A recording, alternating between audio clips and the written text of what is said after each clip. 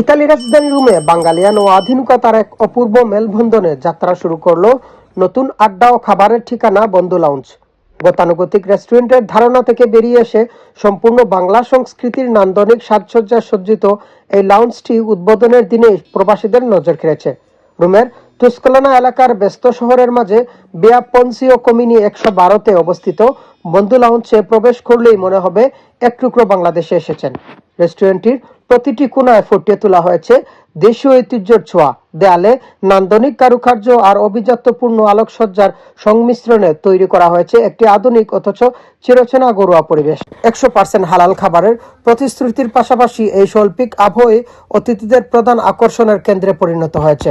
5 তরুণ উদ্যোক্তা সিজান হোসেন, নাইম হাওলাদার, হিমেল হোসেন, মৃদুল হোসেন এবং জাহিদ সর্দার জানান তাদের মূল লক্ষ্য ছিল প্রবাসে বসবাসরত বাংলাদেশিদের জন্য একটি পরিচ্ছন্ন পারিবারিক পরিবেশ গড়ে তোলা। তারা বলেন, আমরা চেয়েছি বন্ধু লাউঞ্জ যেন শুধু একটি রেস্টুরেন্ট না হয়ে প্রবাসী বাঙালিদের সাংস্কৃতিক বিনিময়ের একটি কেন্দ্র পরিণত হয়। ইতালির বহুজাতিক সমাজে আমাদের খ্রিস্টীয় স্বাদকে আরো দৃঢ়ভাবে পরিচিত করাই আমাদের লক্ষ্য। বসে জানি পুরোপুরি বাংলাদেশি একটা ফিল পাই। এই বাংলাদেশি সংস্কৃতি থেকে বাংলাদেশের ঐতিহ্য ধারণ করার জন্য আমরা রোমে এই আমাদের বন্ধু লাউঞ্জ গড়ে ওঠা। আমরা এখানে বড় হয়েছি, ছোটবেলা বাংলাদেশে ছিলাম কিছুটা সময়, তো আমাদের কালচারকে রিপ্রেজেন্ট করার জন্য আমরা কিছু করতে চাইতাম সব সময়, ঠিক আছে? কারণ আমাদের যে ফ্রেন্ড সার্কেল আছে আমরা অনেকটা আমাদের নেচারের সাথে, আমাদের দেশের প্রেম, দেশপ্রেমের সাথে অনেকটা জড়িত। এইখানেও বাংলাদেশের কালচারে আমরা ইটালিয়ানদের সাথে বা অন্য সব কালচারের মানুষদের চিনানোর জন্যই বেসিক্যালি এই এত বড় একটা স্টেপ নেওয়া। নতুন প্রজন্ম হিসাবে আমাদের ফিউচার প্রজন্মকে কিভাবে ইটালিতে আরো সুন্দরভাবে তাদের একটা সিচুয়েশন গড়ে দেওয়ার চিন্তা করছি। আমরা আমাদের বাংলাদেশকে এখানে ফিরে আনতে চাইছিলাম। আমাদের বাংলাদেশের কালচারের সাথে যেটা মিশ আছে, আমাদের মিরপুরের ইতিহাস, আমাদের ঢাকার ইতিহাস, আমাদের গুলিস্তানের ইতিহাস, সবকিছু আমরা ফিরে আনার জন্যই এইসব। আমাদের 5 ফ্রেন্ডের প্রায় 5-6 বছর ধরে এটা প্ল্যান হইতেছিল না, যা এখন আমরা একটা জায়গা পাইছি। আমাদের অনেক ইচ্ছা ছিল এরকম ভাবে একটা সুন্দর করে একটা রেস্টুরেন্ট ওপেনিং করার। উদ্বোধনী অনুষ্ঠানে রোমের বিভিন্ন আঞ্চলিক, সামাজিক, রাজনৈতিক ও সাংস্কৃতিক সংগঠনের নেতা সহ বিপুল সংখ্যক প্রবাসী বাংলাদেশিরা উপস্থিত ছিলেন।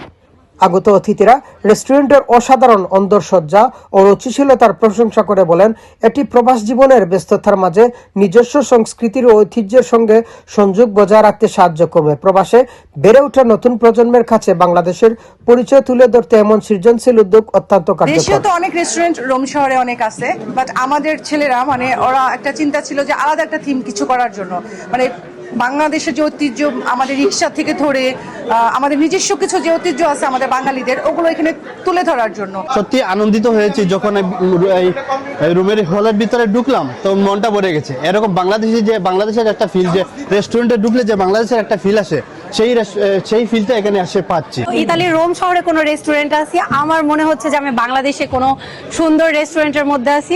মলমপাটি, গুলিস্তান, মিরপুর, হাজি বিরিয়ানি, ভাবতে পারেন আমি ঢাকার কোনো রাস্তায় আছি। অনুষ্ঠানের বক্তারা উদ্যোক্তাদের এই সাহসী ও রুচিশীল উদ্যোগকে সাধুবাদ জানান। বন্ধুমহলকে প্রমোট করব এবং যাতে বন্ধুমহল সামনের দিকে প্রত্যেকটা বন্ধুদের সাথে কাঁধে কাঁধ রেখে চলতে পারে। তাদের মতে এমন নান্দনিক পরিবেশ বিদেশের মাটিতে বাংলাদেশের ভাবমূর্তি আরো উজ্জ্বল করবে।